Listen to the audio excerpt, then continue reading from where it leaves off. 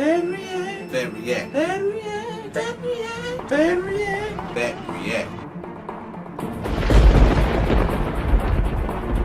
Hitting that play button. Come on, YouTube, the sincere place to be. Sean Mr. back with some more Fat React. Let's just get this out the way right now. Raw sucks. I have been trying to get back into Raw, Smackdown, and review for you guys, stuff like that. I won't put a poll out for you guys to see what you guys really want, but it just be hard to do them individual reviews. I'm just like, I'd rather talk about recaps on the podcast, stuff like that. And then, of course, they had the Raw after WrestleMania, and like I said, I had to take a break. I actually did a review of that one, and other than Cody, it sucked. It never felt like the Raw after WrestleMania at all, and the SmackDown was worse too. And I was like, This is the how we get the season started, how we press the reset button on things, and nothing was really accomplished on that. Nothing. So, Parts for Unknown with Adam Blumpy did a video of the best Raw debuts after Mania. I was like, whew, I need to go down memory lane and think of some of the good stuff, because there was really nothing this year, okay, at all. And I was like, oh, this video came out. I know it's been a while since the Raw Demand, but let's check this video out, shall we? And make sure you guys check out Parts for Unknown.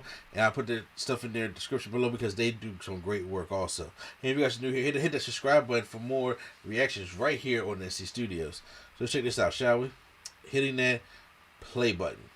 The Raw after WrestleMania, where a bunch of pissed up hardcore wrestling fans assemble for a bunch of Mania fallout angles and new beginnings, and either use their once a year I came all this way energy to either enhance or ruin the show, often both. The last two, or if we're being honest, 3 iterations of this tradition have been fairly dumb. But since when has repeated poor performance ever stopped a wrestling fan from forking over some wing-wangs to Vincent K and hoping to themselves maybe this year? As the post-Mania Raw often represents the start of a new calendar year for the Big Dub, a big part of what usually makes the night special is seeing a superstar make their big debut, either graduating from developmental or parachuting in from outside the company, providing a jolt of electricity to the roster, a way for WWE to say, yes, we know WrestleMania's over, but for the love of God, please don't go anywhere. Oh no, where are you going? I'm Adam, hailing from Parts for Unknown. Here are our 10 best Raw after WrestleMania debuts. Also, it should be worth pointing out that they're not returns. Debuts, not returns, so shut up about the Brock Lesnar 2012. I'm glad you made that clear. Just you shut up. But also, please subscribe to Parts for Unknown. We're hoping to get 200k subscribers over WrestleMania weekend, and at the time of recording this, we're at 199, so do us a favor. That would be nice. It would just be nice timing, wouldn't it? Number 10, Umaga. Hey look, a debut that WWE actually followed up on with months of consistent booking. It's a good way to start this list. Don't get used to it. Cast your mind back to 2006, one of WWE's oddest years. Hello, Spirit Squad. What a shame you're about to get covered in human shit.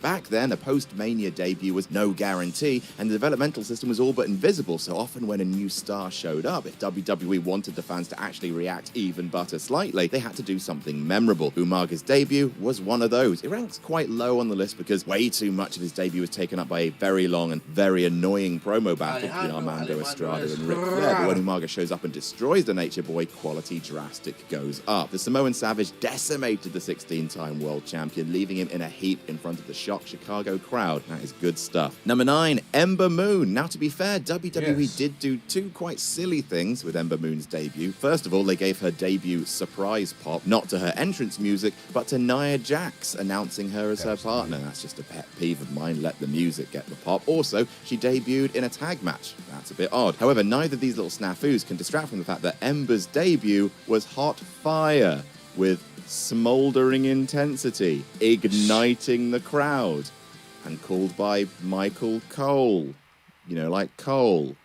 Point is, WWE could have debuted Ember wearing a turkey suit and farting in a bag, and it still wouldn't have distracted the crowd from the fact that the Eclipse is one of the best finishers in wrestling today. Moon cracked Alexa Bliss into several different pieces with it, pinning the woman who was Raw Women's Champion just 24 hours earlier. A good start. Shame about what happened over the next few years. Number 8, Neville. Could have done without the cape, TBH. Could have done without him losing his first name, TBF. But this was still very good because Neville is very good. A textbook example of how to do a functional debut. Have the wrestler appear in front front of people who know who they are, have them do a few cool things, hit their finish, and pin a recognizable name. All along the line, that's what they did here. Neville interrupted Curtis Axel's delusional Axelmania shtick, which was actually totally over in front of the smarky crowd, hit a top rope moonsault, then a few cartwheels for good measure. We look at him go. He hit the incredibly impressive Red Arrow pinfall, Bob's your uncle, or as they say in Newcastle, Y.I. Greg's. A good start, shame about what happened over the next few years. Number 7, The Revival. This list is actually making me quite sad. Yeah, anyway, back in 2017, The Revival were regarded by those in the know as one of the top 3 greatest tag teams, definitely in the world, and possibly of all time. Their matches against DIY, American Alpha, the Authors of Pain were highly acclaimed, and everyone was very excited indeed to see what kind of tag team magic they could work on the main roster. Hence, a thunderous reaction when the night after WrestleMania 33, The Revival debuted in Orlando and had one of their few good days. They pushed over the New Day's ice cream cart, which is premium top guy behavior right there, and then proceeded to beat Biggie and Xavier in a surprisingly competitive match. Like, the Revival sold a lot for New Day, which some might see as counterintuitive for a debut, but it also set up the Revival's gimmick perfectly. Because even though New Day might have the Revival outclassed in strength or agility, they are the best tag team on this planet because they know every single trick in the book to sneak out a cunning win and maximize tag team offense. A good start, shame about what happened over the next few years. Number 6, Enzo and Cass. Oh look, God. 4 in a row. Let's just get out of the way now. A good start, etc. But here's the thing about Enzo and Cass. You don't always need to have a match in order to make a blockbuster debut. It's a pretty simple formula. Arrive, do what you're best at, and leave. See, wrestling is not necessarily what Enzo and Cass do best. Enzo is best at spouting New York-tinged aggressive jazz poetry and looking like a chicken fell on hard times, and Cass is best at being tall, and neither man are best at spelling. So the night after WrestleMania 32, Enzo and Cass showed up to a rapturous ovation in Dallas, interrupting the Dudley Boys kinda. Like, the Dudley Boys were leaving, but then Enzo and Cass showed up, and then they had to walk past the Dudley Boys. Then they cut a promo from the Dudley Boys who were standing on the ramp from inside the ring. It's a bit weird, but it's a hell of a promo is the point. The I'm going to put that lazy eye back to work slam on Devon is unreal. They got over all of their catchphrases in front of a crowd who couldn't wait to join in on those catchphrases. At the end of the day, the segment just made Enzo and Cass seem cool as hell. Yeah. It's a good day at the office. Number 5, X-Pac. Don't you push your glasses up your nose at me and tell me this is a return, because Sean Waltman left the WWE as the 1-2-3 Kid, and he returned in 1998 as X-Pac. 2 completely different characters, and I will not be taking further questions at this time. WrestleMania 14 saw a colossal changing of the guard in the then WWF. Shawn Michaels and Bret Hart, the 2 figureheads of the new generation, were both gone, replaced by Steve Austin as the company's new figurehead, and 2 white-hot stars ready to break out the mid-card, The Rock and Triple H. The vehicle that would rocket Triple H to the top, the new and improved D-Generation X, featuring Triple H, the New Age Outlaws, and a debuting X-Pac, who the night after WrestleMania 14 helped establish DX as the same near-the-knuckle edgy outfit with a rooty-tooty-shooty promo on WCW and My Dad Eric Bischoff. Trips lost a friend and gained a friend on the same night, and X-Pac's awesome promo was foundational to making DX Mark II so impactful, and this formulation of the group, arguably the best version of the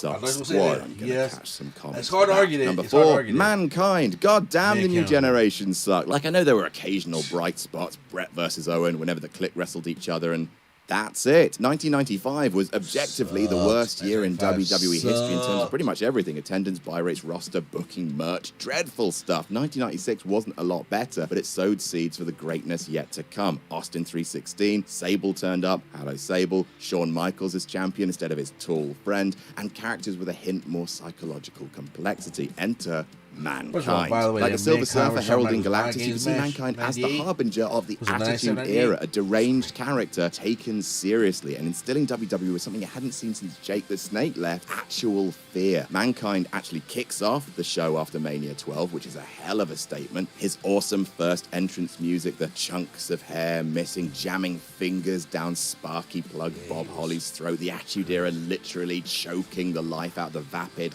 colourful gimmicks of the past. It's a standard match in front of a fairly quiet crowd, but it's a vital shift in wrestling history. Number 3, Paige. We all miss Paige. How do you make an important debut? Do you do a cool spot? Do you attack someone important? Or do you do what Paige did, arrive and instantly win the biggest prize in your division to a ginormous pop? Probably that one. And look, sure, we're talking about the Divas Championship here, a title so poorly booked at the time that the night before at Mania 30, AJ Lee defended it against literally everyone and won in 7 minutes. After burying the entire division, probably makes sense to bring in the hottest female talent in the history of WWE developmental and use her to instantly upend the entire roster. Hailing from, as Michael Cole pronounced it, Norwich, England. Thanks, Michael. I hate so much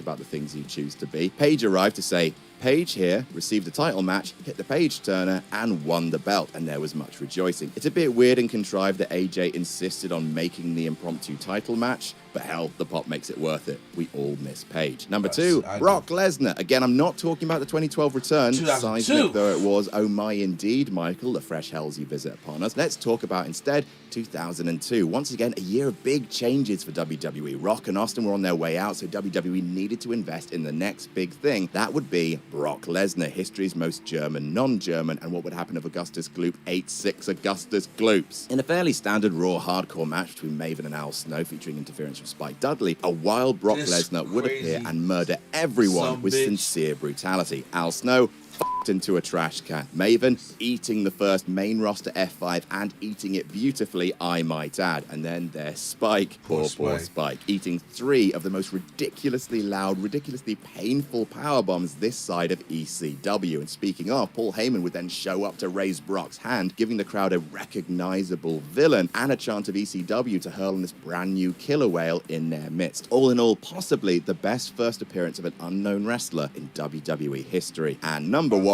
Lily. No, not really. Number 1, Goldberg. Brock was a fantastic unknown, but it also helps when you're known, when you're really known. Pufferfish Steve Austin, aka William the Goldberg, had been the big dick in WCW since his debut in 1997, racking up an undefeated streak that lasted just over a year, which is good. Not as good as Asuka's 2.5-year one, but good. Well done, Bill. Anyway, the day after WrestleMania 19, the second best WrestleMania of all time, and the day after The Rock finally beat Steve Austin at the show of shows, Rock came down to the ring to have an appreciation night to announce he'd done it all in wrestling. Multi-time WWE champion, beaten Stone Cold, been a Scorpion. The works. Naturally, those brags were answered by Mr. Chuck the f***ing truck, who drove through The Rock, who responded with one of the best sells of a spear ever committed to film. Jesus wept. A very much less is more kind of debut, and to be fair, the words less is more might as well be engraved on the Goldberg family crest alongside a picture of Goldberg holding his son in a weird way. Goldberg turned up, got a pop, said the thing, speared the biggest star in the business, and left. I mean,